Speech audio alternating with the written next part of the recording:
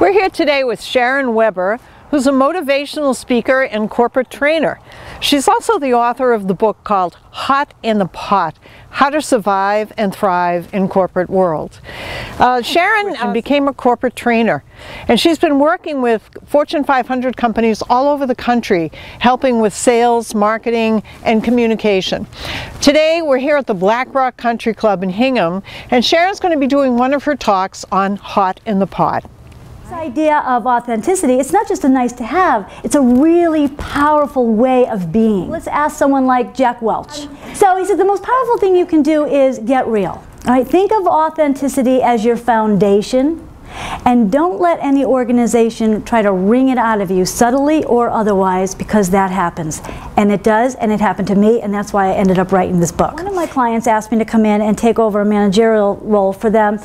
And so it was like 3 or 4 months of consistent work in Boston, and I didn't have to travel, and I worked out some really great hours, and I loved the company, and I loved the people that work there. So I was all happy with this new job, right?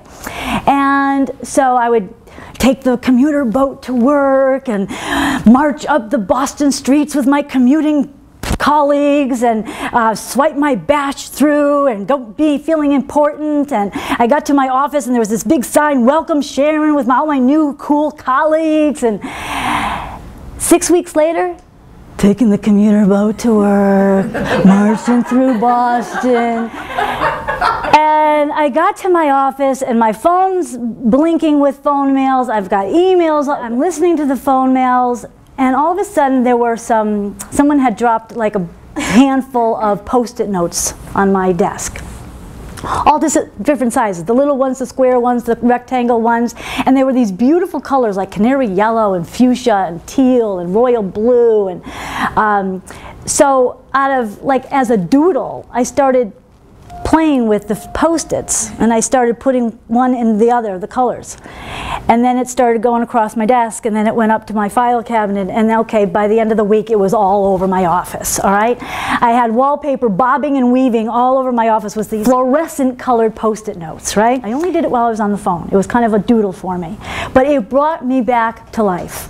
I was engaged. You could tell the change in my tone of voice. You could, my connections with people in the office was better. I was more productive. I was enjoying meetings. I mean, everything was much better. And those around me, the same thing. They'd come by and be like, "Oh my God, I love your Post-its," and they'd add to it. So one day I'm kind of adding to it, and I'm on the phone, and I get a message, and it's my manager, and she says, "Looks like someone's on psychedelic drugs. Take them down."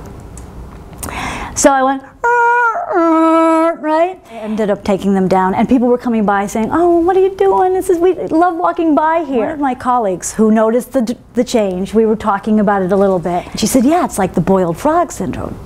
Yeah, so if you, not that I did or will or ever will, boil a frog, but where if you tried to put it in a pot of boiling water, it would wiggle and squiggle and come out, and you would never be able to. If you took a pot of tepid water and you put a frog into it, it would be so happy, kind of like me going to work on the boat and everything, right?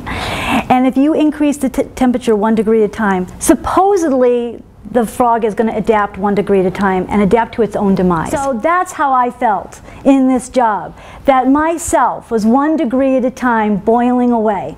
And so that's why I ended up writing this book, Hot in the Pot, a survival guide for the real you in the corporate world. After her talk that day, I asked Sharon a few questions about how people could avoid the boiled frog syndrome. I can see a lot of identification in the audience today, and surely a lot of people have felt this, like they cannot be their true self. So what are some tips you would give people on how to get around this? Well, the first thing is being aware, right? So in terms of, in the book, in Hot in the Pot, there's a little self-assessment called Take Your Temperature. And it has over 20 questions of just little cues that maybe you're getting boiled. Such as? Why bother because nothing ever changes around here on a 1 to 10 scale. How true is that for you? Or there's somebody at work that is trying to make me a boiled frog. Or maybe I came onto this planet to do this, right? You know, on a 1 to 10 scale, how do you feel about that? So questions like that. Right. And then there's a little diagnosis to find out what it is that is causing you to feel so boiled, and some, what I call ice cubes, little tips to kind of start bringing you back, bringing your real authentic self back 1 degree at a time. Now, I imagine you have people say, well, in this economy, I'm lucky to have a job at all. How would you deal with that issue? What I've discovered is the people that actually push through management and really elevate in organizations are ones who have been able to have the courage to maintain some sense of authentic self. So when young people are going, or any age, going out for a job interview or looking to get promoted, we often hire from our gut. And our gut means that we have a connection with someone. And so you have to show some sense of your authentic self to create that connection.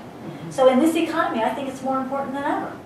You can find out more about Sharon Hoyle Weber at her website, hotinthepot.com. Her book is also available at amazon.com.